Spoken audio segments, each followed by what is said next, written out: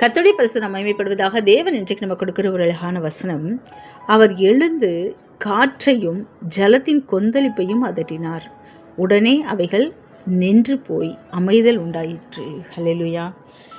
ஒருவேளை நம்ம இருதயம் அமைதல் இல்லாமல் தவிக்குதோ, பிரச்சனைகளுக்கு மத்தியில் நீங்கள் போராடிட்டு இருக்கீங்களோ, அருமையான தேவ ஜனத்துக்கு நம்ம ஆண்டவர் எப்போவுமே கைவிட மாட்டார்.